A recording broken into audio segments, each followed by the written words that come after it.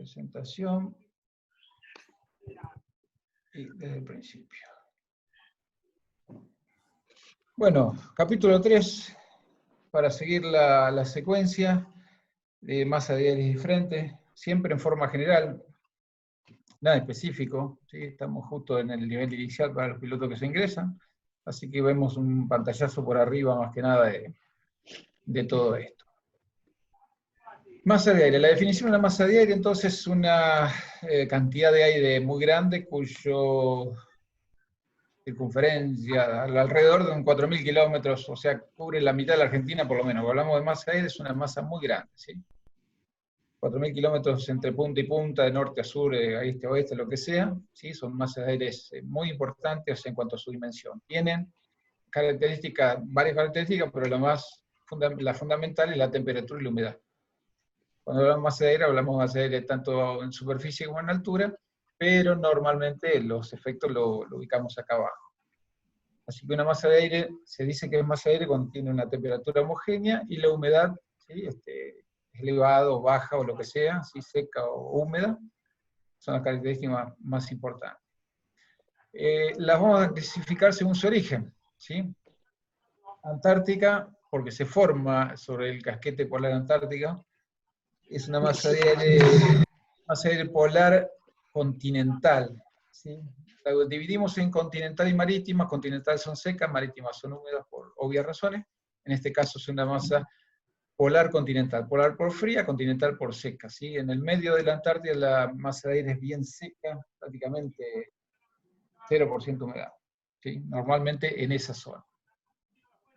Hay otra masa de aire polar continental que se forma más a la costa, más en la zona costera, con temperaturas un chiquitito más alta, ¿sí? Como bordeando, como encerrando en sí mismo a la masa antártica, ¿sí? Más que nada la zona casi costera o subpolares, ¿sí? También es una masa continental, seca y fría, por supuesto. La polar marítima es la misma masa que generalmente tiende a circular por el mar, entonces ya toma características. Sigue siendo fría, pero con humedad. Polar marítima, esta es una de las que nos visitan normalmente. La otro tipo de masa de aire es la tropical continental, como su nombre lo indica, es del trópico, o sea, calor, y por ser continental es seca. Normalmente para nosotros el centro de Brasil, Bolivia, no hay una masa continental muy definida, sí aparece un chiquitito en invierno, pero de forma general no la tenemos nosotros. Sí, en África, obviamente, la zona de Sahara es tropical y continental. Tropical marítima, calurosa y húmeda, ¿sí? Lo que se forman los anticiclones semipermanentes, tanto del Atlántico como del Pacífico, lo que vimos en los primeros capítulos. Sobre esa zona sí se forma entonces una masa vos cargaste los datos, en ningún momento tocaste. Cálida. Me parece que Carlos tiene el Alguien micrófono con el abierto. micrófono. Ahí puede ser. Bueno, y la otra masa es la ecuatorial, ¿sí? Que es muy húmeda y muy caliente, ¿sí? No nos afecta a nosotros, está generalmente en el Ecuador, va y viene con lo que es la zona de convergencia intertropical, que le hemos también señalado, pero no es para nosotros significativo. También se caracterizan con una letra K y una W. K cuando es más fría que el suelo, W cuando es más cálida que el suelo. Porque a partir de ahí, si es más fría que el suelo, va a tender a ser inestable, ¿sí? Porque va a estar calentada desde abajo. Cuando es más cálida que el suelo, va a ser estable, forma otro tipo de nubosidad. Ahora lo veo. Entonces, hay una distribución de masas de aire a nivel del mundo, ¿sí? A nosotros nos van a predominar solamente dos, ¿sí? En forma general. La tropical marítimo, que en verano es húmeda desde costa de Brasil, ¿sí? La que normalmente se va a formar y va a venir con viento norte, llega hasta el norte y centro del país, hasta Bahía. Los que van para el norte vieron que siempre, a partir del río Colorado, a partir de ahí se forman las tormentas. Bueno, hasta ahí normalmente llega la masa de aire tropical marítima. Hay veces que avanza un poquito más en la Patagonia, pero son escasos las situaciones. Y luego también la polar marítima, que ingresa desde el sur, ¿sí? Si ingresa desde el Atlántico es húmeda, ¿sí? Porque claro, desde el polo viene y carga humedad desde el Atlántico con viento sur sobre el mar argentino, ingresa a Buenos Aires. pasa a ser polar continental cuando atraviesa, en vez de venir por el mar, viene por el oeste nuestro, entra por el oeste de la cordillera, ¿sí? Mucha lluvia en Chile, se seca e ingresa nuevamente, que es una masa entonces más seca porque pasó por la zona de la cordillera y fría, ¿sí? Así que normalmente son ese juego entre dos. La tropical marítima al norte, que ingresa más que nada en verano, hasta bien la zona de Bahía, y la polar, tanto marítima como continental, son las dos formas que ingresan a nuestro país. Ese juego eterno entre dos masas de aire, que nos sirve para definir los frentes, que no son más ni menos que la superficie que separan ambas masas de aire. ¿Sí? Una masa de aire en su interior va a ser homogénea, pero va a haber un punto donde va a haber un cambio drástico. Ese cambio drástico es cuando se separa de otra masa de aire de características diferentes. Por lo tanto, el frente no es más ni menos que la separación de la masa de aire. ¿Sí? Superficie que separa las masas de aire diferentes. Tenemos el frente frío, como definición, el aire frío reemplaza el cálido en superficie. ¿Sí? Cada vez que entonces tenemos un cambio de masa de aire y entra aire frío, digamos que estamos en un frente frío, como algo muy sencillo. Un frente cálido, ¿sí? Es cuando el aire cálido reemplaza el frío en superficie. Esa es la situación al revés. Normalmente se da más que nada en el centro y norte del país. Cuando baja desde el norte aire cálido y reemplaza el frío, y con viento norte. Es totalmente lo opuesto al frente frío. Y por último tenemos, perdón, no por último, sino otro de los tipos del frente fluido. Eso normalmente se da, y después lo vamos a ver en una cartita, cuando el frente frío cerca de la baja, ¿sí? Barre y digamos, se superpone el frente cálido, lo alcanza. Generalmente el frente cálido, que está asociado también a la baja, tiene un desplazamiento bastante lento. ¿Sí? Cuando el frente frío avanza más rápido, lo supera, y ahí se dice que estamos entre un frente ocluido. Por último, el frente estacionario quiere decir que las dos masas de aire están en equilibrio, que no hay movimiento, por lo tanto el frente se estaciona, se queda en un solo lugar. ¿Sí? Típica situación de Buenos Aires, generalmente en invierno, llega la ola polar y llega hasta Buenos Aires, la ola viene aire cálido del norte, se estaciona, forma una especie del mismo efecto que el frente cálido, pero no se mueve. ¿Sí? Es el frente estacionario, hasta que en algún momento, alguna situación, otro frente que venga, o una perturbación de altura, bueno, corra esa situación y lo transforma en un frío y lo borre totalmente. Así que son las definiciones y las clases de frentes que hay. ¿Sí? También van a escuchar por ahí que tenemos frontogénesis y frontólisis, que son ni más ni menos que cuando se forma un frente se dice que es frontogénesis, génesis la palabra es nacer, y frontólisis es cuando se degrada el frente y desaparece. ¿Sí? Generalmente vemos dibujado el frentecito que pasa, pero la cola que deja a veces puede ser que se disipe, entonces ya no haya claramente una diferencia entre masas de aire. Por eso estamos en una frontólisis. Nada más que una cuestión de saber qué significa eso cuando lo encuentren por ahí en los Pronaria o en algún otro lugar. Los frentes fríos, ¿sí? Abordemos un chiquitito esto, como para ver cómo se desplazan. Tenemos que los frentes fríos, acá hay una pequeña forma que se desplaza en el hemisferio norte, a nosotros nos interesa en la zona del hemisferio sur. Un cachito. Mouse, ahí está. ¿Sí? A lo que nos interesa entonces nosotros son estos frentes fríos que se desplazan normalmente desde el sudoeste hacia el noreste. ¿Sí? Y la inclinación, obviamente, normalmente es esta, aunque la Patagonia suele estar un poquito más vertical. ¿Sí? Donde hay aire caliente acá y frío acá. ¿Sí? El frío, cuando pasa en un punto dado, reemplaza al caliente, por eso decimos que es un frente. Nosotros entonces vamos a ver desplazamientos normalmente el sudoeste al noreste, o bien en un frente frío vertical, pero más que nada en la Patagonia, que es donde más que nada pasa esa situación. ¿Sí?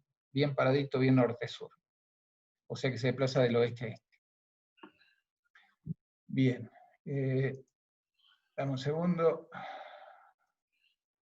Clear. Todo esto, perfecto.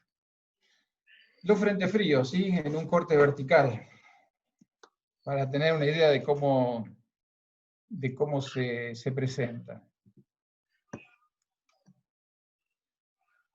El frente frío, como verán, obviamente se está desplazando, en este caso de izquierda a derecha, el aire cálido es el que sube, porque es menos denso, sí, más cálido, Vamos de vuelta con el grafiquito acá. ¿Sí? Obviamente esto se desplaza en este sentido. Toda la nubosidad más importante va a estar sobre el aire cálido. Este desplazamiento hace que este aire cálido, ¿sí?, se eleve y forme este tipo de nubosidad. El frente frío tiene una cierta pendiente, generalmente de 1 a 100, algo así. No es muy que pase el frente frío en superficie y que también en altura, sino que es como una cuña que ingresa. Un frente frío que esté sobre Buenos Aires, el frente en altura lo tenés en Bahía a 5.000 metros. ¿Sí? O sea, en toda esa distancia solamente tiene vertical 5.000 metros, así que es unos pocos grados nada más, ¿sí? De 1 a 100. En el cálido es un poquito más incluso. ¿Sí? Por lo tanto, ese del frente frío, la nubosidad siempre va a ser delantera, la nubosidad importante, y por detrás lo que va a haber es un poquito de aire frío con este tipo de nubosidad que está indicada ahí. A ver si anda esto. Ese tipo de nubosidad que está indicada, bueno, generalmente si el aire está cálido, es inestable, va a formar la zona de Charlie Bravo y todo lo demás. ¿Sí? Nubes medias y nubosidad convectiva si es que es inestable. Si no, solamente estratocúmulos y algo de nubosidad, nimbo de estrato y lo demás. Sobre la superficie frontal tenemos lluvia. ¿Sí? Una vez que pasa, esto es típico de la Patagonia, una vez que pasa el frente frío empiezan a aparecer los cumulitos, ¿sí? Cúmulo y torrecúmulos con los chaparrones postfrontales, que no producen más que eso. ¿Sí? No tienen gran desarrollo vertical, pero sí chaparrones intermitentes, digamos. Las características, ¿sí? En centro y norte de Argentina se desplazan en sudoeste al noreste, lo que hablamos recién. ¿Sí? En verano con nubosidad convectiva, cálido y bastante inestable, y en invierno más nubosidad estratiforme y lluvias. ¿Sí? Realmente como el aire no es tan inestable en invierno, solamente forma nubosidad baja y lluvias, algunas tormentitas dispersas, pero no más. En la Patagonia, del oeste a este rápidamente, ¿sí? Hay una notoria diferencia. ¿Sí? No está desplazándose prácticamente de forma zonal, que se llama. Y las masas de aire que separan generalmente son bastante parecidas. Y son de aire, masas de aire secas, estables, generalmente frías, así que prácticamente es muy poca la diferencia que existe entre una y otra. ¿Sí? Donde lo más importante a veces son los chaparrones postfrontales y no el frente sí. El frente sí, generalmente te pasa una nubosidad media, nada importante. Y algo que sí interesa es que se desplazan con el flujo conducente a 500 hectopascales. ¿Sí? A 500 hectopascales, que será a nivel 180, ¿sí? El viento generalmente es el que conduce a esa altura el frente frío. Si el viento es del sudeste, lo va a conducir hacia el noreste, si es del oeste, va hacia el este. Normalmente entonces el flujo conducente mueve todo el frente en esa dirección. Y acá tenemos dos tipos de frentes, ¿sí? Esta siempre trae problemas para interpretar qué es catafrente y anafrente, pero bueno, lo vamos a utilizar más bien en la Patagonia, ¿sí? como para conocer un chiquitito más. Si se acuerdan cuando hablamos de vientos anabáticos y catabáticos, ¿sí? Los anabáticos eran los vientos que subían una ladera de montaña, los catabáticos los que bajaban.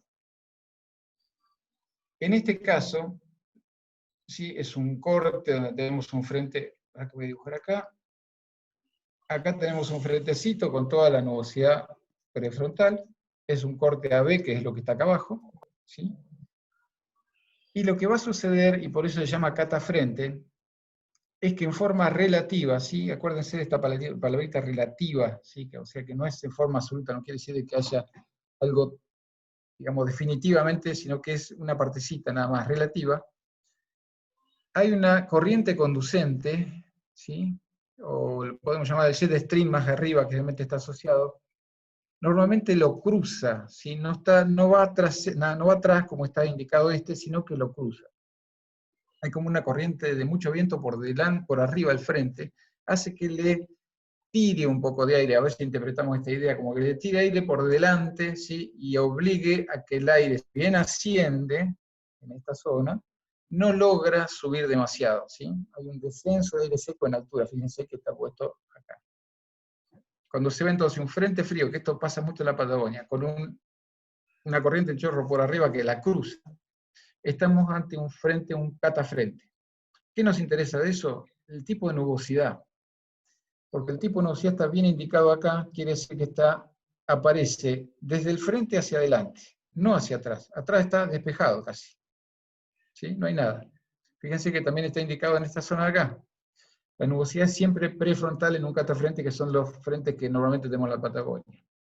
En un anafrente, fíjense lo que pasa, la corriente en chorro acompaña por detrás. Cuando estamos en el norte, generalmente hay un frente frío, la línea de Buenos Aires, pero la corriente en chorro está sobre Bahía.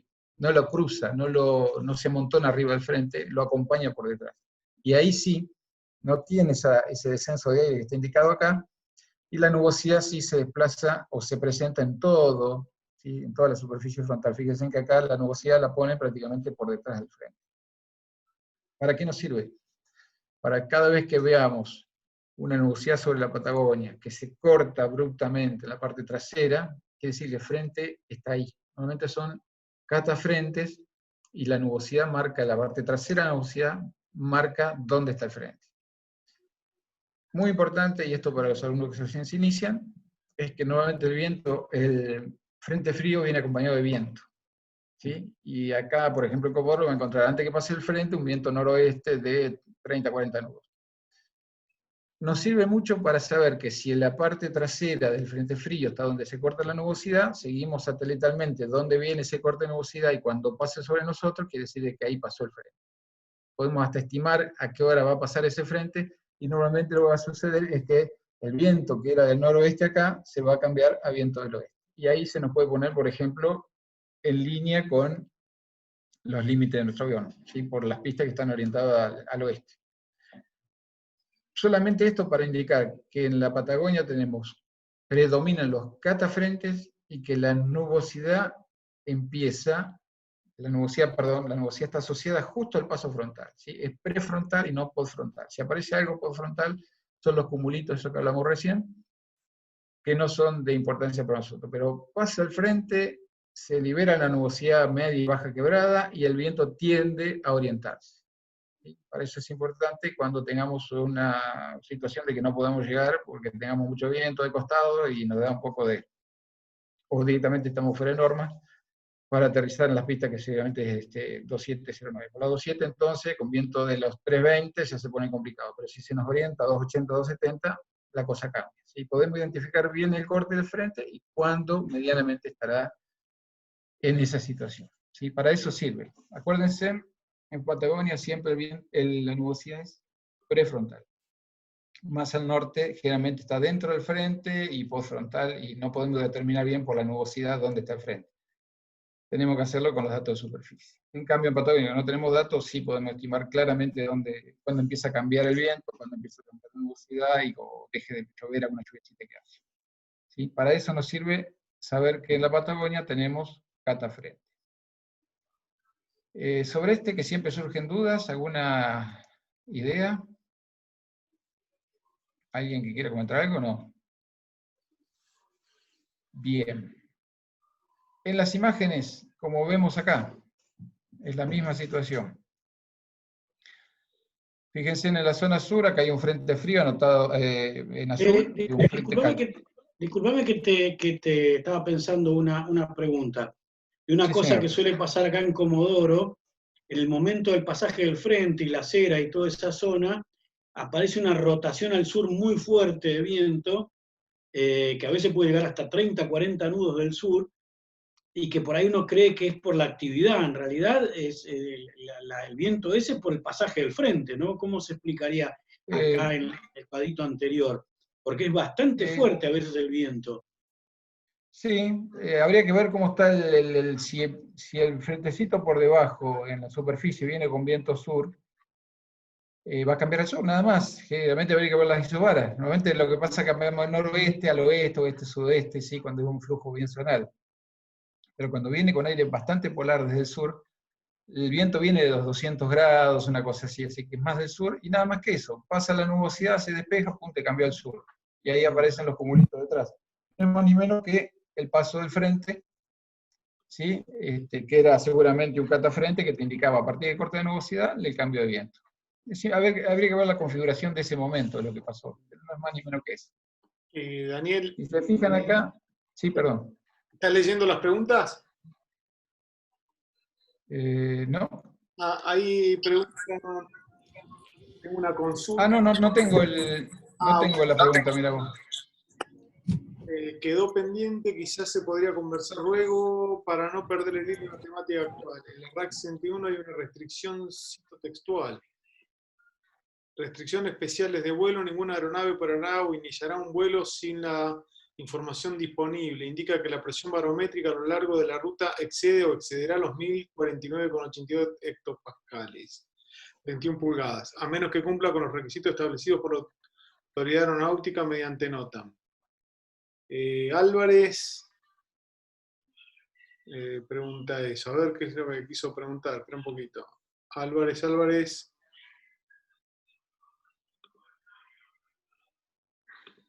Acá tengo el chat. Va. Ahí está.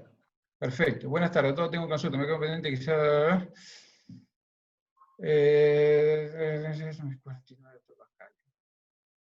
Realmente no te sabría decir bien de dónde sacaron el valor. Generalmente es 1050 hectopascales, es un valor muy alto. Y normalmente, no sé desde el punto de vista reglamentario, sí de parte de vista de performance de los aviones tiene un límite máximo. ¿Sí? Por más que el tiempo esté perfecto, la temperatura bárbara, si tiene una presión muy alta también, en caso de los aviones comerciales, la turbina no puede, se estaría sometida a esfuerzos muy grandes, y de ahí que no se puede operar. ¿Sí? Tal vez tenga alguna temática así. Reglamentariamente no sé dónde la sacan, pero performance sí. No sé si en los aviones a pistón tiene alguna relación, pero sí en los de turbinas sí. Hay un máximo de presión que te lo marca el grafiquito de envolvente, ¿sí? Que mostramos en capítulo 1. Ahí te dice la presión máxima también que puede haber. Ya te digo, pues la presión estaría tan fuerte dentro de la turbina que los esfuerzos son muy grandes. ¿Sí? Hasta donde sé, hay un límite estructural para las turbinas. No sé para los aviones monomotores, motores de explosión. Realmente no sé. Si alguien sabe algo, estaría bueno. Bueno. No, yo lo único que me ha pasado alguna vez con algún altímetro viejo, es que con una presión muy alta el altímetro llegó al tope. Eso me pasó. No dio más, o sea, no tenía más registro. Pero era un poco más baja que esta. No sé si habría que leer qué dice la normativa esa, pero claro, los altímetros tienen un tope máximo de presión. No sé si se referirá a eso, pero eso me pasó una vez, que justo llegó al tope. Sí, sí puede ser que los instrumentos en sí tengan como un límite de tolerancia, todavía que después de cierta presión vas a empezar a encontrar errores, pues te alejas mucho de la presión estándar. Y ahí alguna corrección debería haber hacer. Debe ser por eso que tiene sacado de alguna cuestión física, la trasladaron a la cuestión normativa. Puntualmente no sé por cuál. ¿Sí? Seguramente por alguna de esas es. Bueno, como les decía, un frente frío, un frente frío, como les decía, que está acá abajo, trae aire frío, está en rojo, pero bueno, no importa, desde el sudoeste, y fíjense dónde se marcó el frente frío, la parte trasera de la nubosidad. ¿Por qué? Porque ya estas zonas siempre son catabáticos. Acá hay un frente cálido, el frente cálido sí, no corre eso de anabáticos y catabáticos, solamente para el frente frío, por eso es diferente. En cambio en el norte, ya acá este frentecillo está bastante confuso dónde ponerlo, ¿sí? No hay manera de, con la imagen en sí, determinar dónde está en superficie. Pero sí en la Patagonia claramente tenemos el frentecito frío, bien catabático, bien cuando se corta, ¿sí?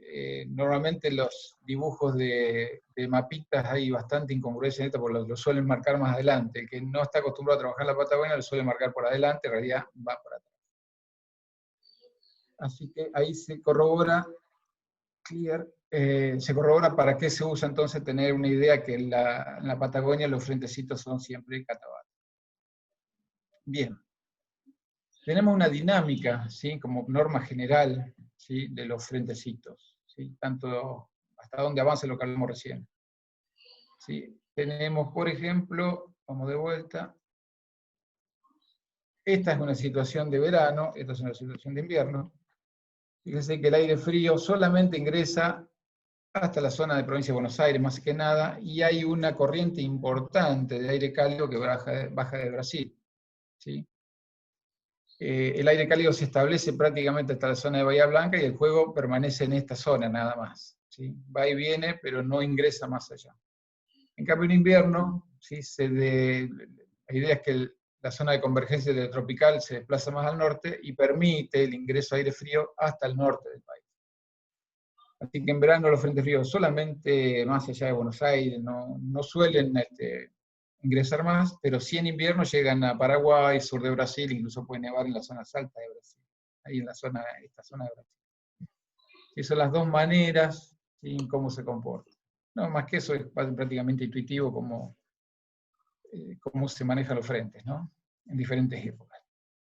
Fíjese además que la zona de alta presión que indicamos acá en el verano está más junto a la costa, mientras que en invierno se desplaza más hacia el noreste, se aleja.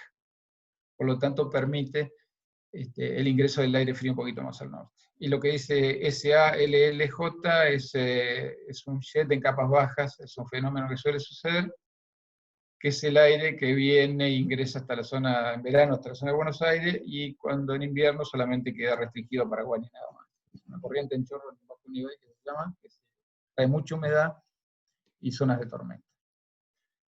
Nada, lo importante para que los alumnos conozcan, entonces, el despliegue de frente que se va a ir hasta Paraguay en invierno, y en verano no lo va a encontrar más allá de Buenos Aires. Realmente no. Tenemos muchos sobre nosotros de la Patagonia cruzando de oeste a este prácticamente permanente, uno por día, cada 2 días cruza frente. Pero como les decía, no tiene una importancia muy grande en cuanto a fenómenos. Sí viento, pero no en cuanto a otros fenómenos. Bien.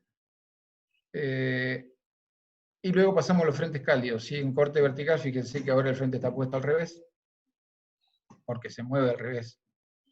El frente frío obviamente de sur a norte, en nuestro caso el cálido de norte a sur. Nuevamente, la nubosidad está sobre la zona frontal, ¿sí? El aire asciende en lo cálido y es donde se forman las nubes, ¿sí? Hay precipitación cerca de la superficie frontal y el aire frío que se va retirando, por supuesto.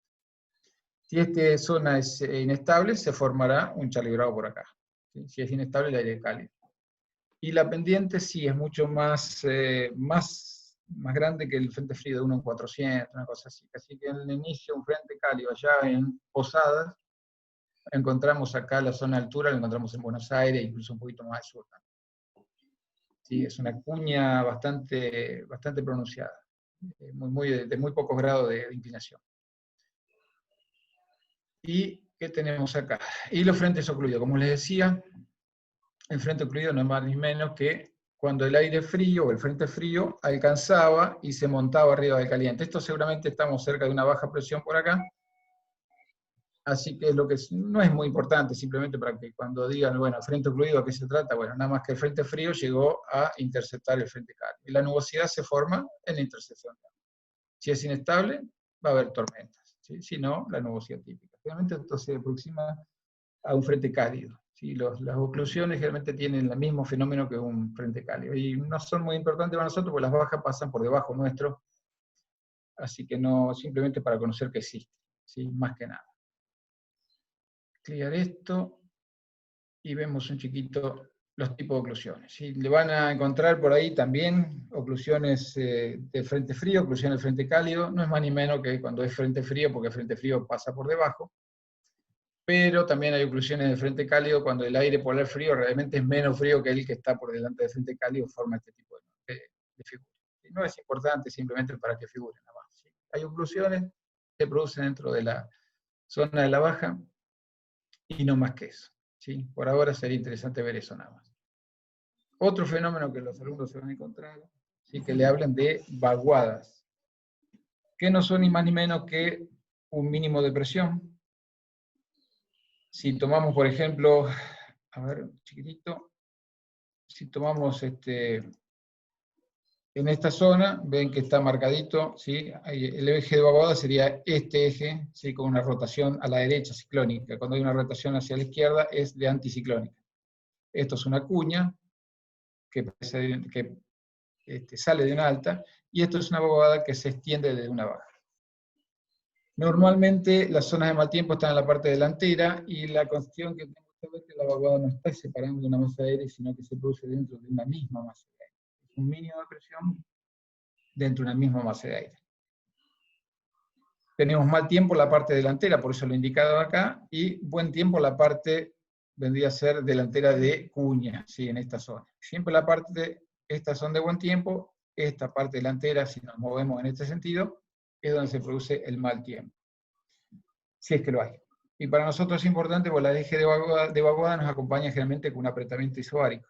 Un apretamiento bárico, mejor dicho, va a equivaler a más viento, ¿sí? Así que cada vez que tengamos una vaguada, vamos a tener generalmente, si está muy apretado el gradiente, un mayor viento.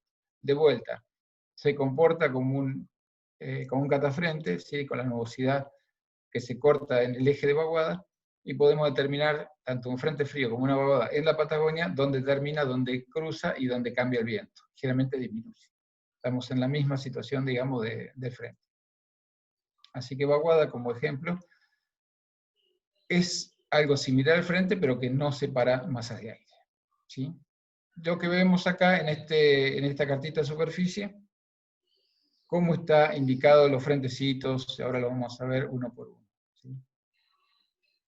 Déjenme que escriba.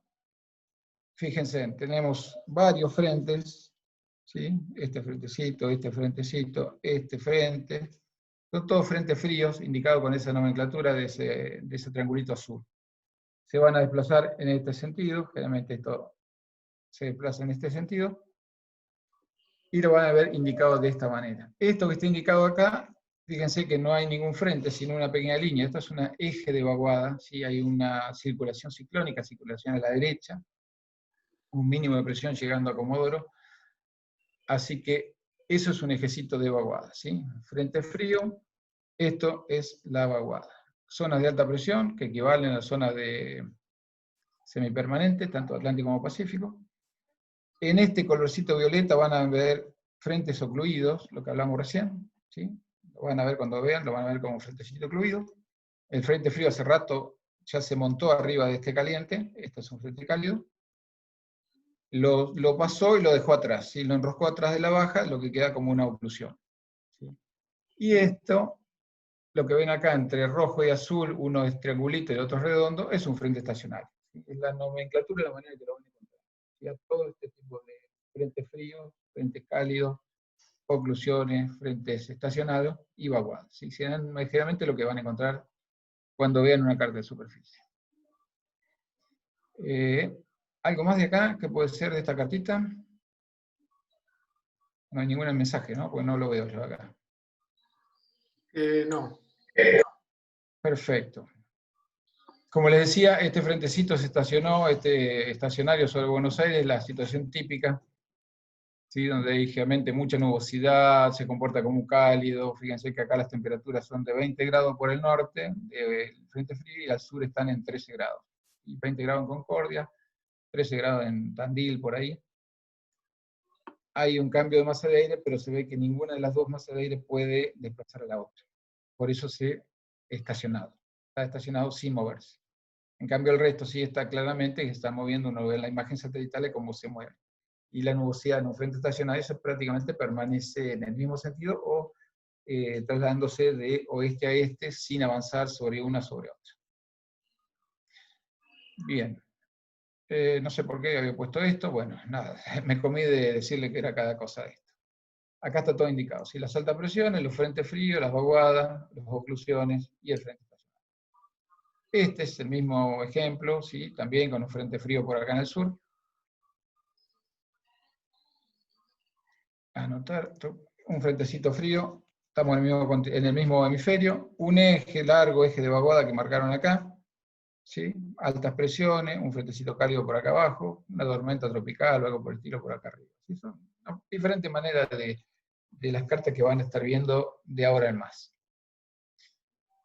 Bien, esto está. ¿Qué pasó? Me quedó. Para que me quedó la. Bueno, la simbología, ¿sí? De toda esta la van a ver en el manualcito, ¿sí? Los frentes estacionarios, fríos, cálidos, lo que estamos hablando ahí. Hay frente frío en frontogénesis, que decir que está creciéndose, hay una serie de condiciones, líneas de convergencia, ¿sí? Líneas de inestabilidad también deben encontrarse por ahí. Esto para después verlo y compararlo con las partitas que vayan encontrando. Y creo que acá termina el capítulo 3, si mal no recuerdo. ¿Hasta ahí está bien? ¿Alguna consulta por ahí? Esto está perfecto. Déjenme que abro el otro capítulo. Recuerden siempre el tema de los frentes, y esto está visto por arriba, nada más, sin mayores pretensiones. Y presentación con diapositiva, vemos el capítulo 4 como para darle un empujón al curso, y terminamos acá. Este es cortito, simplemente es una introducción nada más. Y, a que me perdí, porque no me deja ver.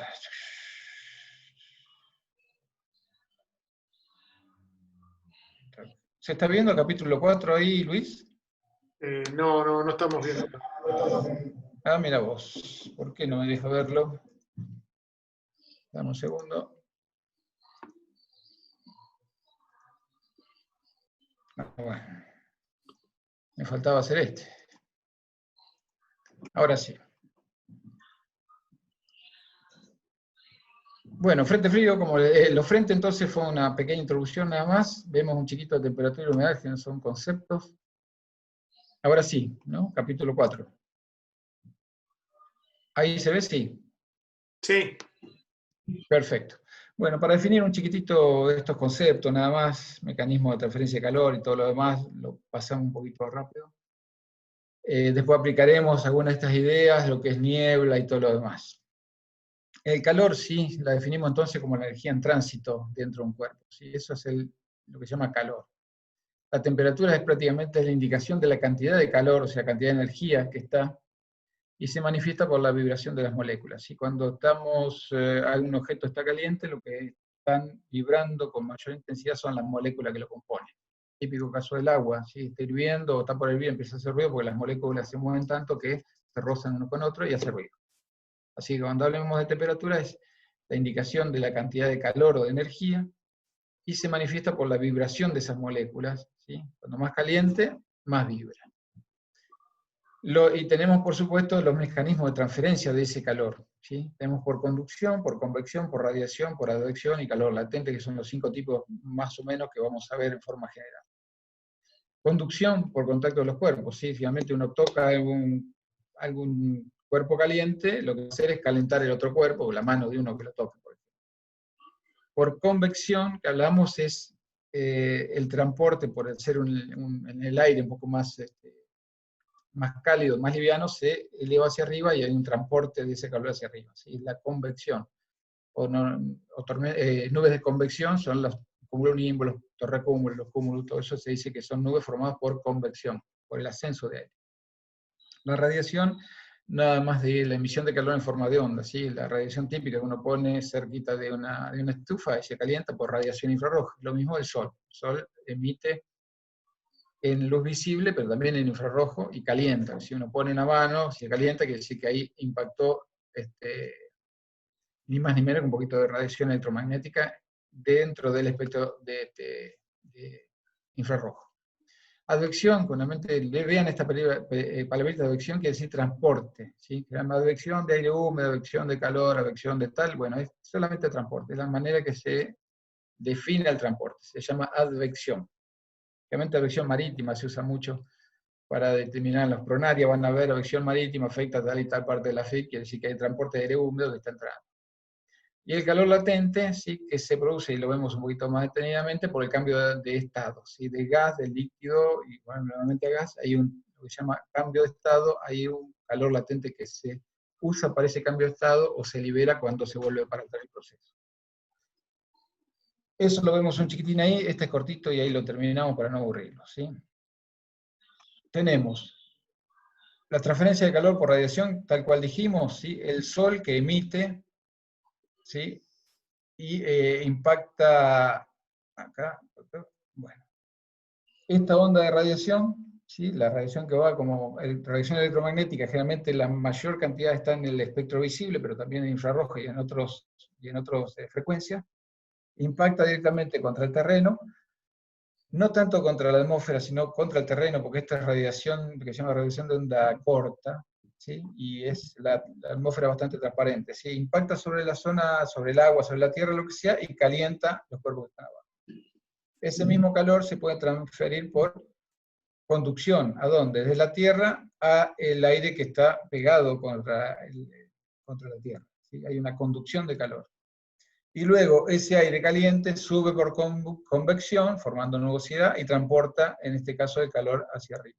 Fíjense cómo la radiación del Sol impacta sobre la Tierra por conducción calienta la parte más baja, y luego por convección hacia arriba. Y otras formas de transferencia de calor, por advección o calor latente, que vemos ahí lo más interesante. La advección solamente transporte, si aire cálido, aire frío, lo que sea, es transporte de aire de energía, en más o en menos, de un lugar a otro. ¿Sí? Son las formas que se transfiere el calor dentro de la atmósfera, de este tipo de cosas. A ver si, no más. Bien, y vayamos al calor latente. Para entender este fenómeno es sensible. Es sencillo. Para entender, hay dos tipos de calores. Cuando hablamos acá es calor sensible y calor latente. Calor sensible, como su nombre lo indica, es porque se siente. En cambio, el calor latente, su mismo nombre lo indica, está latente en algún lado, pero no lo sentimos. Fíjense lo que pasa si tuviéramos, en este caso, para entender, tenemos un sólido, o sea, hielo, que está a menos 40 grados, está como sólido, lo calentamos. ¿Qué va a pasar? Que de 40 va a pasar a 0 grados. ¿Sí? Eso se llama calor sensible. El calor que le entregamos, si calentamos ese pedazo de hielo, le entregamos energía, le entregamos movimiento a las moléculas de ese hielo, y va a pasar de menos 40 a 0 grados. ¿Sí? Calor sensible, lo podemos medir y todo lo demás. Pero ¿qué va a pasar a los 0 grados? El agua, en este caso un vaso de agua, va a pasar de sólido a líquido. Pero mientras pasa de sólido a líquido, le vamos a tener que volver a poner energía, pero vemos que la temperatura no sube, porque la temperatura, esa energía se está siendo usada para cambiar de fase. Por eso que se dice que le estamos introduciendo calor latente. ¿Sí? Le estamos entregando a ese líquido, o a esa masa que es congelada, para que se transforme en agua líquida, le estamos entregando energía, como calor latente, no sensible porque no sube, sigue a 0 grados. ¿Sí? Entonces, cada vez que cambia de fase, al menos de sólido a líquido, ¿sí? Necesita calor, ese calor se llama calor latente. Estando en líquido, lo podemos seguir calentando, por ejemplo, hasta 100 grados. Y ese calor no va a pasar más nada, simplemente le estamos agregando calor, nuevamente es calor sensible, lo podemos medir, sentir, y es palpable. ¿Sí? El proceso entonces, como no hay cambio de fase, simplemente se le sigue agregando energía a ese vaso de agua, ahora líquido. ¿Qué pasa si a los 100 grados, ¿qué pasa acá? ¿Qué pasa si a los 100 grados empieza a nuevamente cambiar de fase, en este caso de líquido a vapor? Nuevamente le vamos a seguir entregando calor, la pava de agua va a estar puesta en el fuego, va a seguir entregando calor, pero no va a subir la temperatura, se va a mantener 100, ¿hasta cuándo? Hasta que termine de evaporarse todo, porque todo ese calor latente ahora se está usando para cambiar de fase. ¿Se entiende el concepto entonces de calor sensible y latente? ¿Sí? Sensible simplemente cuando sube de temperatura un cuerpo. El latente lo usamos, se consume, ¿sí? No lo podemos medir porque queda en la misma temperatura, pero es un calor, una energía para cambiar de fase. Luis, ¿qué opinás? ¿Se entendió esa parte? Sí, sí. Bien. Entonces, a ver si hay algo más por acá. Bien. Entonces, la energía que se usa para cambiar de fase se llama calor latente. La masa de aire, en este caso, la incorpora dentro de sí. Está indicado, como se ve ahí, para ir cambiando de fase. No sé por qué me quedó acá, me tenía que haber quedado anterior, pero bueno, no es más ni menos que lo otro, cómo interactúa la energía, discúlpeme porque se fue no para acá. ¿Sí? La energía, disculpe, quedó enganchado esto del anterior, tiene que estar más arriba. ¿Sí? El calor de lo que fluye hacia abajo, una parte es absorbida por el suelo, y luego cómo se distribuye. Esto lo ven porque sería engorroso este caso acá, no tiene mucho sentido. ¿Sí? Simplemente el calor que ingresa tiene que salir, usarse de determinada manera dentro de la atmósfera, y el equilibrio siempre quiere decir que lo que entra y lo que sale es cero. Normalmente estaríamos en un equilibrio térmico, digamos. No sé por qué me quedo acá. Acá nuevamente vemos el mismo proceso de lo sólido, lo que hablábamos recién, a líquido. Se llama fusión para ir a lo líquido, vaporización para ir al gaseoso. En todo este caso, absorbe calor. En cambio, cuando es gaseoso, acuérdense que no es que esté en la nube, simplemente está incoloro y se vuelve líquido. En este caso, libera calor. Acá absorbe calor latente, la parte de arriba, ¿sí? En este proceso, pero a nosotros nos interesa tanto este proceso como este, porque nos va a consumir o nos va a tomar energía para poder llevar a nivel gaseoso, pero cuando es de gas y se forma una condensación, se forma una nube, libera ese calor nuevamente. Ese calor que lo usó para ir a ese estado gaseoso, cuando pasa de gaseoso a líquido, cuando se forma una nube, lo libera. Y ahora vamos a entender para qué sirve esto, saber en qué situación se usa, o podemos entender esa interacción de energía. ¿Sí? Fusión, vaporización, condensación o solidificación, en este caso cuando venimos por acá al sur, perdón, acá abajo, tenemos liberación de calor. Y a ver si puedo ver un chiquitito. Bien. Acuérdense de esta partecita, entonces después vemos un video y explicamos por qué, cómo interactúa el tema del calor latente, por ejemplo, en una masa de aire que se condensa, que libera calor latente y luego baja por detrás de una cordillera, que es el efecto sonda que hablábamos los otros días. ¿Sí? Ahí se va a entender bien qué diferencia hay entre el calor sensible y el calor latente. O espero que se no, y ahí lo discutimos en todo caso. Y para terminar este capítulo vemos un chiquitín de humedad nada más, ¿sí? Donde la humedad se define como, mejor dicho, podríamos hablar de dos tipos de humedades para entender. La humedad absoluta y la relativa. ¿Sí? La absoluta es la masa, el valor de la masa de vapor de agua contenido por unidad de volumen de aire. ¿Sí? Cuánta cantidad real hay de vapor de agua incoloro que no vemos, ¿sí? Dentro de una masa. Por ejemplo, en esta habitación habrá tantos gramos nada más de vapor de agua. Cuando hablamos de gramos por kilogramo, hablamos de valores absolutos.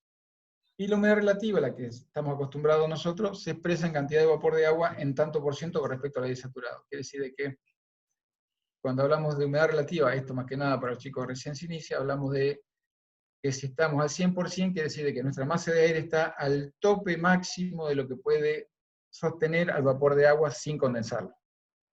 A partir de que sigamos metiendo más vapor de agua, lo va a condensar porque no lo puede soportar más. ¿Sí? En gramos por kilogramo, eso no va más allá de, va a depender, por supuesto, de la temperatura, que lo vemos en la gráfica siguiente. Humedad absoluta, entonces, gramos por kilogramo, humedad relativa en por ciento, de qué tanto puede, por ejemplo, una masa de aire al 50%, quiere decir que está sosteniendo, hasta ahora nada más que el 50%, le podemos dar 8-50% más de vapor de agua sin que lo condense. ¿Sí? La medida de humedad se mide con el higrómetro, ¿sí? Nada más. Y usamos lo que nosotros usamos más que nada, T y TD, que ahora explicamos bien de qué se trata. Absoluta y relativa, para cerrar este tema, cantidad de vapor de agua en gramos por kilogramo y su relación de saturación. Cuando hablamos de gramos por kilogramo, entonces hablamos, como les decía, que la atmósfera puede sostener una masa de aire una cierta cantidad de gramos, no totalmente de vapor de agua, no se puede sostener. Y esa cantidad que puede sostener está relacionada con la temperatura. A una masa de aire más fría puede sostener menor cantidad de vapor de agua sin condensarlo. Una masa de aire cálida puede sostener mayor cantidad de vapor de agua sin condensar. Es por eso que cuando vayamos al sur y esté frío, siempre, por más que haya mucha humedad, vamos a percibir que la atmósfera está seca, ¿sí? Que no hay mayor inconveniente. En cambio, si vamos al norte, a Brasil, a Paraguay, por más que haya 50%, lo vamos a notar, ¿sí? Porque hay mayor cantidad real de gramos por kilogramo de vapor de agua. Pero claro, como está la temperatura más alta, puede sostenerla sin llegar a condensar. Esto lo vemos acá en este ejemplo. ¿Sí? A 10 grados, por ejemplo, la misma cantidad de vapor de agua a 10 grados no puede representar un 100% de humedad relativa. Pero esa misma cantidad a 20 grados solamente puede representar la mitad. Y a 30 grados solamente un 28% de humedad relativa. Fíjense, la cantidad de vapor de agua es la misma, pero la temperatura es mayor, por lo tanto puede sostenerla sin condensarla. Así que vamos a encontrar humedades relativamente, en forma relativa, por eso la palabra relativa, diferentes, pero la misma cantidad de vapor en gramo por kilogramo en estos tres ejemplos. ¿Sí? Simplemente para que nos quede claro, hacia el sur la cantidad de gramos por kilogramo, o sea, humedad absoluta que podemos sostener, o que la atmósfera puede sostener, es muy baja, hacia el norte sí se puede sostener mucho más. Un contenido de vapor de agua mucho más grande, de allí que las grandes tormentas se forman en el norte y no en el sur. ¿Sí? Hay más vapor de agua disponible que es el alimento para construir las zonas de tormenta. Bien. Otro ejemplito por acá. Ni más ni menos, esto es prácticamente lo mismo, no lo vamos a querer confundir con esto. La temperatura para los chicos se miden con el termómetro, es el termómetro común que ustedes ven acá, a la izquierda, y el ciclómetro, que es nada más que un termómetro que se llama de bulbo seco y de bulbo húmedo, que está a la derecha. Es así como generalmente en las estaciones manuales, ¿sí? En la parte de donde está el bulbo de temperatura hay una muselina húmeda, ¿sí? Y eso nos va a indicar lo que se llama temperatura de rocío. No vamos a tener el dato de humedad, como ustedes, los pilotos viejos ya saben, sino que tenemos temperatura y temperatura de rocío. Es la temperatura que mide este aparatito, o sea, el termómetro que está a la derecha. ¿Sí? Acá se mide la temperatura normal y esta es la temperatura de rocío o TD. ¿Sí? Es una manera fácil de determinar. La temperatura de rocío sería la temperatura a la cual una masa de aire que se enfría llega al 100% de humedad. ¿Sí? De vuelta. La temperatura nos va a indicar qué cantidad de energía existe en esta habitación. Y la temperatura de rocío nos va a indicar la temperatura a la cual, si enfriamos esa masa de aire, va a llegar a saturarse. ¿Para qué es importante? Para los capítulos que lleguen después del tema nieblas. ¿Sí? Cuando tengamos temperaturas, por ejemplo, de 10 grados y temperatura de rocío de 9, significa que está muy cerca de saturarse. Porque baje un grado la temperatura, llega y se satura, y ahí posiblemente se forme niebla. Si tenemos como en Comodoro 30 grados de temperatura por negativo 10 de rocío, quiere decir que esa masa de aire de 30 grados lo tenemos que llegar a menos 10 para que realmente se sature. Imposible que se forme niebla. Como conclusión, recuerden, T, temperatura, TD, punto de rocío, punto a la cual la atmósfera o esa masa de aire se enfría y se satura, con la posibilidad entonces de formar, en este caso, niebla. Eso es lo que deberíamos dejar como enseñanza y nada más. ¿Algo sobre esto? ¿Alguna consultita? Bien, si hay alguno de los pilotos jóvenes, chicos que están empezando, no duden en meterse, ¿eh? Si no se entiende, lo que sea, le damos a ver si hasta como se pueda. Y ahora quería mostrarles, a ver si puedo, ¿se acuerdan que el otro día discutíamos por qué una masa de aire que estaba en la zona de Santiago de Chile con 10 grados de temperatura, resulta que llegaba a Mendoza con 30 grados de temperatura?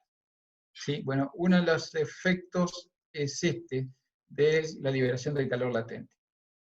Vemos ahora, a ver si puedo meter el videíto y después lo explicamos un chiquito.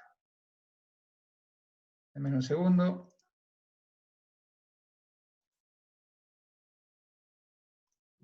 Un segundo, acá.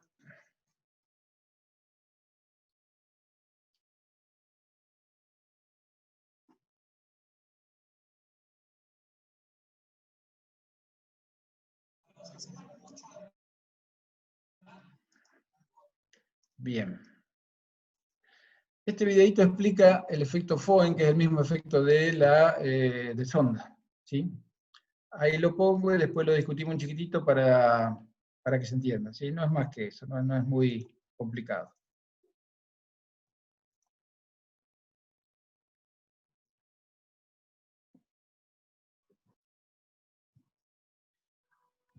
No está saliendo el sonido, por ahí tenés que volver y marcar ahí en el momento de compartir. Fíjate que tiene una marquita para poner compartir sonido. Dale un segundo. Ahí está. Ya le completé el sound. Ahora sí. Creo que va a estar bien. Después comentame, Leo, si no se escucha. Para los que sepan mucho Ahí alemán está, y se escucha. de meteorología, la palabra Föhn significará secador de pelo. Y no irán muy desencaminados porque el viento resultante del efecto Föhn, como el que sale de estos aparatos, es un viento seco y cálido. El denominado efecto Föhn o Föhn toma su nombre alemán de un viento característico en el norte de los Alpes, pero en Andalucía tenemos vientos locales como el terral o el levante que también obedecen al efecto Föhn. Como resultado de subir y bajar una barrera montañosa, el viento llega al otro lado recalentado y reseco, hasta el punto de poder ser dañino para las cosechas, poner nerviosos a los animales o incluso dar dolor de cabeza. ¿Por qué ocurre esto? Cuando el aire se eleva, se enfría. Por el contrario, El aire se eleva y se enfría. ¿Se acuerdan que cuando hablamos del primer capítulo dijimos que se enfría a una cierta tasa? Por ejemplo, son 10 grados por kilómetro de altura, por cada 1000 metros. ¿Sí? Quiere decir de que si arrancamos, por ejemplo, nos imaginamos para hacer números redondos, en Santiago de Chile con una temperatura de 0 grados, cuando llega a la cumbre a 5000 metros, vamos a tener, la masa de aire va a estar a 50 grados bajo cero. ¿Sí? ¿Se acuerdan entonces? El gradiente de temperatura para un enfriamiento, en este caso adiabático quiere decir sin mezclarse con el entorno, va a ser de 10 grados por cada por cada kilómetro. Hoy no es de los míos, es de los mejores días. ¿Sí? Cuando se eleva entonces se enfría. Si es aire seco, lo va a hacer lo que se llama según la adiabática seca, o sea, cada 10 grados por cada kilómetro. ¿Está? Eso está clarito hasta ahí. cuando el aire desciende, se calienta. Aproximadamente. Cuando el aire desciende, se calienta. Se calienta de la misma manera, 10 grados por cada kilómetro. Entonces, si una masa de aire que estaba seca a 0 grados en Santiago sube hasta la cumbre a 5000 metros y tiene 50 bajo cero, estoy siendo exagerado, baja a la zona de Mendoza, como es el mismo gradiente, pero a la inversa, va a tener 0 grados. ¿Sí? 0 menos 50, 0. Nada más que eso. En un aire seco. Esto debe quedar claro. Exactamente 1 grado por cada 100 metros. Si fuera solo por esto, no tendríamos efecto Föhn, porque aunque el viento se enfriase al subir la montaña, volvería a calentarse de la misma manera al bajar. Veamos qué ocurre por tanto. El aire al llegar a la montaña sube y, como hemos dicho, se enfría. El aire en mayor o menor medida contiene agua.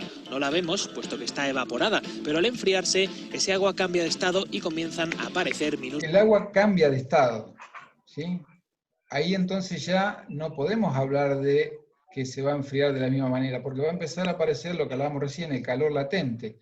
Como estamos haciendo el camino inverso, ¿sí? No de agua a vapor, sino de vapor a agua, lo que va a aparecer es que el calor va a ser liberado, por lo tanto ya no vamos a tener ese gradiente de 10 grados por kilómetro de altura, sino que va a ser menor, va a ser de unos 6 grados por kilómetro de altura, ¿sí? Porque si bien se va a enfriar la masa de aire, al pasar de estado va a incorporar calor a la masa, por lo tanto no se va a enfriar tan rápidamente. Si vamos al ejemplo anterior, a 0 grados, ¿sí? Y en este caso un aire húmedo, se condensa, empieza a cambiar de fase hasta 5000 metros, no se enfrió 50 grados, se enfrió 30 grados, entonces tenemos 30 bajo cero. Hay una gran diferencia. Uno tenía 50, el aire seco, el aire húmedo solamente 30 bajo cero. ¿Por qué? Porque liberó calor latente que usó, vaya a saber dónde, para irse a formar vapor. Ahora de vapor pasa a formar agua, que es la zona de agua o hielo, ¿no? En forma de cristal. Minúsculas gotitas y como resultado aparece una nube. Por tanto, ya entendemos por qué el aire llega al otro lado de la montaña reseco, porque ha dejado gran... Fíjense entonces, no solamente se enfrió de forma distinta, sino que dejó toda el agua del lado de Chile, ¿sí? Y cuando pasa de este otro lado, pasa seco. Entonces ya no vuelve con el mismo gradiente de 6 grados de temperatura, ¿sí? En este caso aumentando porque está bajando por cada kilómetro, sino que como es seco, va a usar los 10 grados, porque ya es seco, no es húmedo. Estamos a 0 grados, subimos 5000 en 30 bajo cero, y de 30 bajamos nuevamente, pero no 30 grados, sino va a aumentar 50, con lo cual la temperatura en Mendoza va a ser de 20 grados. Esa diferencia va a ser dada por la incorporación de esa energía en forma de calor, que se llama calor latente, ¿sí? Dejó el agua el lado de Chile, pero se quedó con todo el calor latente, Al pasar de este otro lado, vamos a ver que en superficie ya no tenemos 0, tenemos 20 grados de temperatura. Parte de la humedad en la ladera de Barlovento, de donde llega el viento. Pero decíamos que el resultado era un viento seco, pero también cálido, como el de los secadores de pelo, ¿recuerdan? Bien, el agua, al calentarse lo suficiente, se evapora, pues al producirse el proceso inverso, al volver el agua al estado líquido, se libera parte de ese calor que fue necesario para su evaporación. Por tanto, al formarse la nube en la cima de nuestra montaña, también se libera parte de ese calor latente que contenía la masa de aire. Por tanto, ya no se enfría 1 grado por cada 100 metros, sino solamente 0,6 grados, es decir, casi la mitad de lo que se va a calentar cuando baje por el otro lado de la montaña. Pongamos un ejemplo de Andalucía, un viento ya templado que llega a la base de una sierra como los Filabres, cuyas cimas superan los 2.000 metros de altura, seguirá enfriando a razón de 0,6 grados por cada 100 metros, por tanto, llegando a la cima con una temperatura de 8 grados. Al descender se calentará a razón de 1 grado por cada 100 metros, por tanto llegará al desierto de Tabernas con una temperatura de 28 grados y un nivel de humedad relativa muy inferior. Hemos escogido este ejemplo porque el desierto de Tabernas es el caso más representativo de efecto Foehn en Andalucía, un desierto aislado de las principales precipitaciones por Sierra Nevada y de cualquier llegada de viento costero por las sierras de Alamilla, Gádor o los Filabres, pero a este clima tan peculiar nos lo reservamos para analizarlo en una de nuestras meteorrutas. Entonces, vemos que estamos justito del mismo ejemplo, ¿sí? Cae el aire frío y húmedo de un lado, sube, la razón de descenso de temperatura es menor que el aire seco, y al bajar sí baja seco, y por eso en la zona de Mendoza es cálido el viento y es seco. Sí, creo que se entendió, ¿no? A ver si hay algo más por acá, creo que nada más. Y con esto explicaríamos ese famoso tema de el calor latente. No sé si se entendió con esto. ¿Alguna sugerencia, alguna ampliación o, por supuesto, pregunta?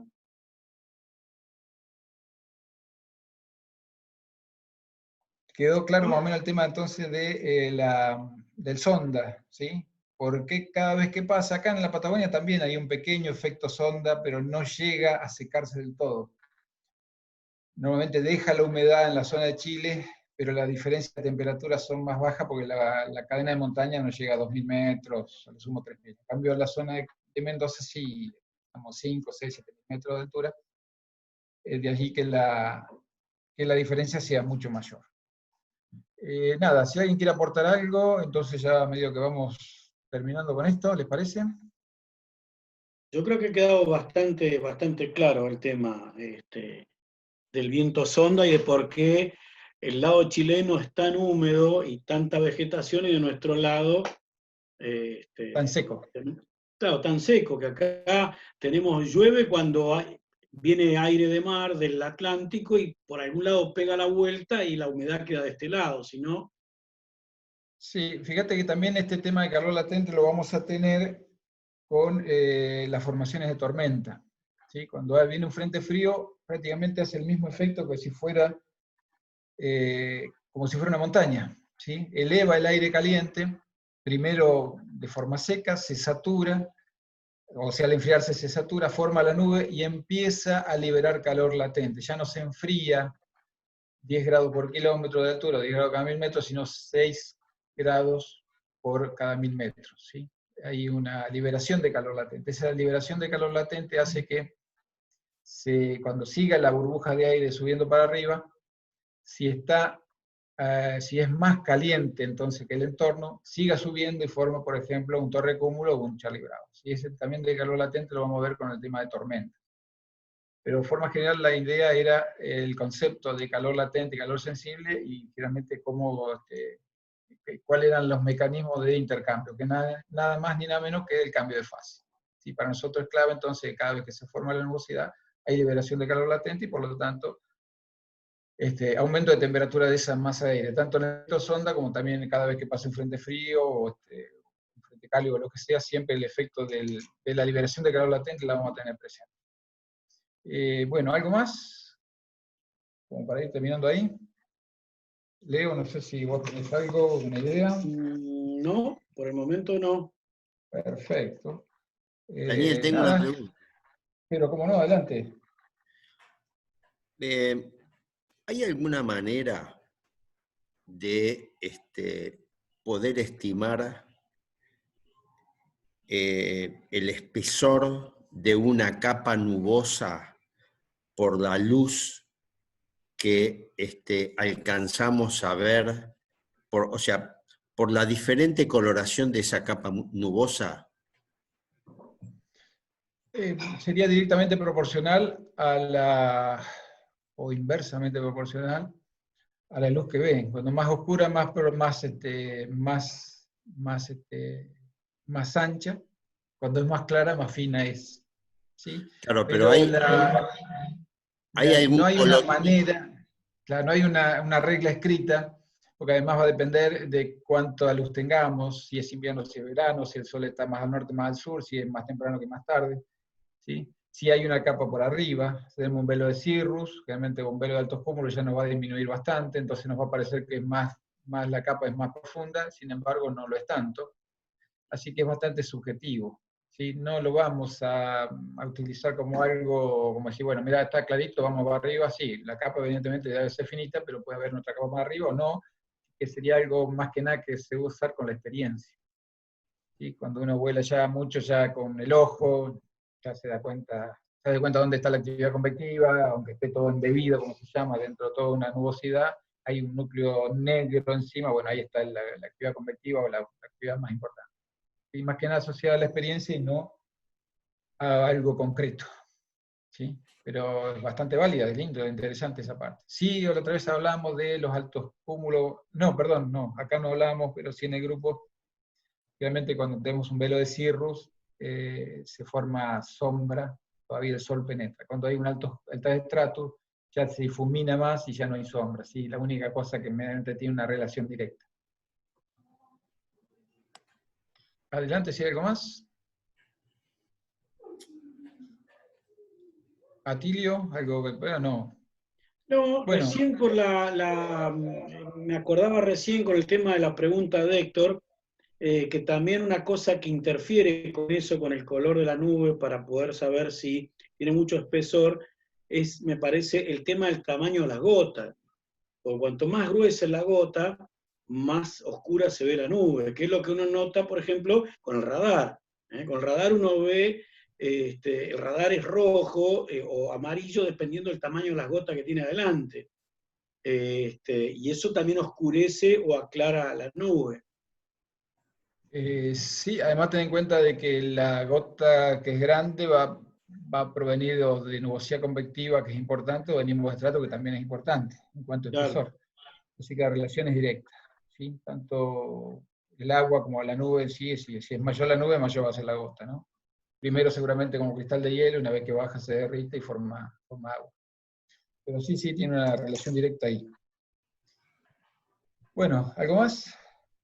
No, por mi parte no. Perfecto. Para el capítulo, para lo que venga, cuando sea, después vemos el capítulo 5, un poquitito de forma general, no muy profundo lo que es la visibilidad. ¿Sí? Visibilidad y seguramente algo de nieblas, que es el capítulo 6, que es importante más que nada para volar, y más o menos qué tener en cuenta cuando recién nos iniciamos, qué mirar, ¿sí? Para que nos sorprenda saliendo a dar la vuelta al perro y se nos forma una niebla y nos deje, pues ahí sí que se pone crítico. ¿Sí? Más que nada cuando se vuela visual, ¿sí? Que son los primeros tiempos. Nada, por mi parte llego hasta acá, y si alguien tiene algo más para aportar, estoy más que atento. No, bueno, parece que no. Acá estoy bien, perfecto. Acá están escribiendo nada más, pero no hay ninguna. Perfecto. Excelente charla, perfecto. No se olviden entonces lo que se ve, un poquitito, investiguen, y por qué no curiosen, y traigan algo a colación, ¿sí? Que les llama la atención, tanto como consulta como aporte. Entonces no hablamos solamente uno, así que no sea uno, sino varios. Nada, por mi parte llegaría hasta acá, si, bueno, son tan amables todos, así que les agradezco la atención. Bueno, nos veremos la semana que viene. Dale, coordinamos para la próxima.